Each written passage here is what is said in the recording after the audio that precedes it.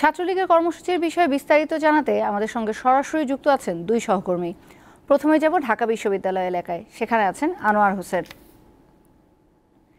আনোয়ার, কর্মসূচি থেকে ছাত্রলীগের নেতারা কি বলছেন? অন্য কোনো ছাত্র সংগঠনের নেতাকর্মীরা কি এতে যুক্ত হয়েছেন?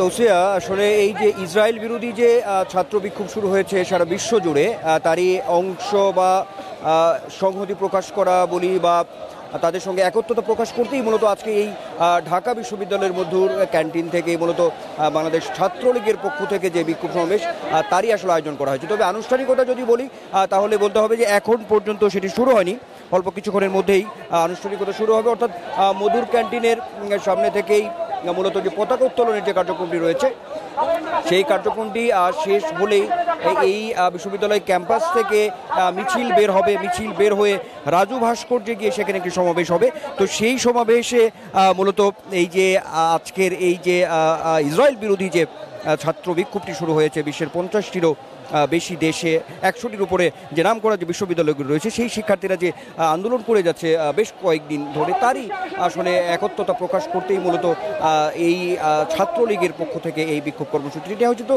তাদেরও নিজস্ব কিছু কর্মসূচি বা স্লোগান যে বিষয়টি থাকে আলাদা করে, সেটিও হয়তো আজকে এই যে সমাবেশটি আছে বিক্ষোভ সমাবেশ, তো সেই বিক্ষোভ সমাবেশ থেকেই একটি ঘোষণা আসতে পারে এমনটা কিন্তু আমরা জানতে পেরেছি। তো সব মিলিয়ে যদি বলি তৌসিয়া, তাহলে বলতে হবে যে এখানে কিন্তু ঢাকা বিশ্ববিদ্যালয়ের যে শিক্ষার্থী, তার পাশাপাশি আমরা দেখেছি যে অন্যান্য যে শিক্ষা প্রতিষ্ঠান আছে, বিশেষ করে বাংলা কলেজ সহ যে অন্যান্য যে কিছু শিক্ষা প্রতিষ্ঠান, তারও পক্ষ থেকে যে ছাত্রলীগের যে শাখার যে যারা আছে নেতা, ছাত্রনেতা যারা আছে, তারাও কিন্তু এখানে হাজির হয়েছেন। অর্থাৎ আমরা এখানে দেখতে পাচ্ছি যে মানে কিছুক্ষণ পরপরই বাংলাদেশ এবং যে ফিলিস্তিনির যে পতাকা, সেই পতাকা হাতে নিয়েই কিন্তু মূলত এই বিক্ষোভে অংশগ্রহণ করছে গুচ্ছ গুচ্ছ আকারে।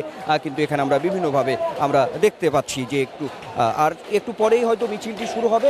তারপরে মিছিল শেষে যে একটি বিক্ষোভ সমাবেশ হবে, সেই সমাবেশ থেকে হয়তো আজকের এই যে কর্মসূচি সেই কর্মসূচি হয়তো কোনো নতুন কোনো ঘোষণা আসবে, সেটি আমরা জানাতে পারবো। তৌসিয়া। সহকর্মী আনোয়ার হোসেন জানাচ্ছেন।